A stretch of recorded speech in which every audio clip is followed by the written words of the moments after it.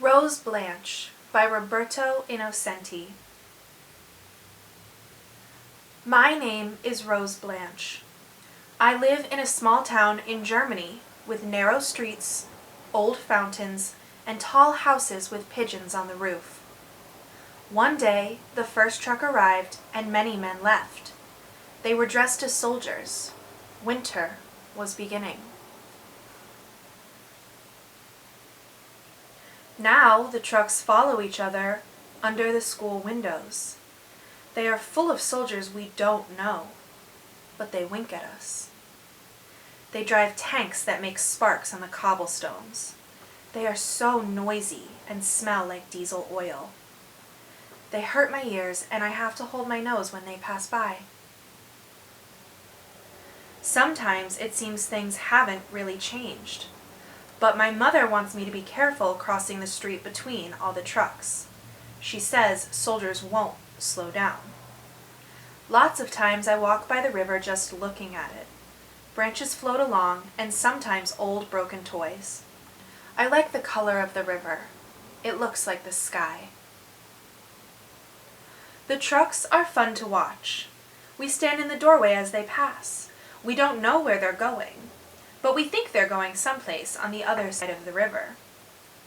One day, one of them stopped so the soldiers could repair the engine. A little boy jumped from the back of the truck and tried to run away, but the mayor was standing there in the middle of the street. He grabbed the little boy by the collar and brought him back to the truck. Then he smiled at the soldiers without speaking, and they thanked him. The sky was gray. The soldiers climbed back into the truck. Doors banged shut and it pulled away. It happened very fast. I wanted to know where the little boy went, so I watched the truck until it disappeared around the corner. The street was crowded. Kids were playing, there were bicycles and farmers' tractors all over. It was noisy just like every day when school is out, but I walked on the sidewalk, ignoring everyone, and no one saw me. I walked for a long time, past the edge of town into the open fields where I had never been. The clouds were gray. Everything was frozen. Sometimes I ran. I followed the tracks into the forest and found a clearing. Suddenly, electric barbed wire stopped me. Behind it, there were some children standing still. I didn't know any of them. The youngest said they were hungry. Since I had a piece of bread, I carefully handed it to them through the pointed wires. They all stood in front of long wooden houses. The sun was setting behind the hills. It was windy. I was cold. Weeks passed by in the pale winter. Rose Blanche's appetite surprised her mother. She took more to school than she ate at home. All the bread and butter she could carry, even more jam and apples from the cellar. But Rose Blanche was getting thinner. In town, only the mayor was staying fat.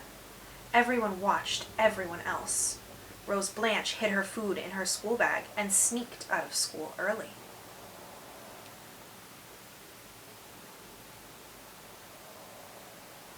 By now, she knew the road by heart.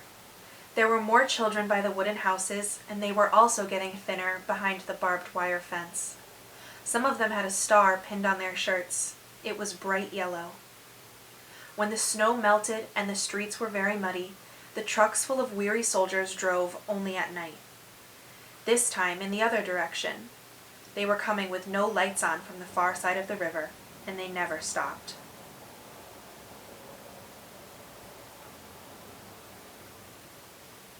One morning, all of the people of the town fled, carrying pots and burlap bags and chairs. There were soldiers among them. Some had torn uniforms. Some were limping. Some were in pain and asking for water. Rose Blanche disappeared that day. She had walked into the forest again.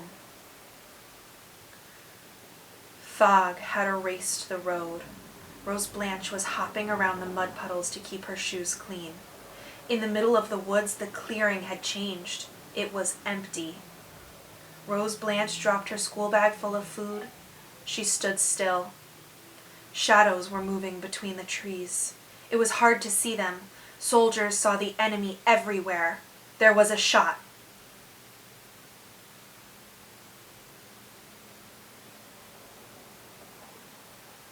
At that moment in town, some other soldiers arrived. Their trucks and their tanks were also noisy, and they smelled like diesel oil. But their uniforms were a different color, and they spoke a different language.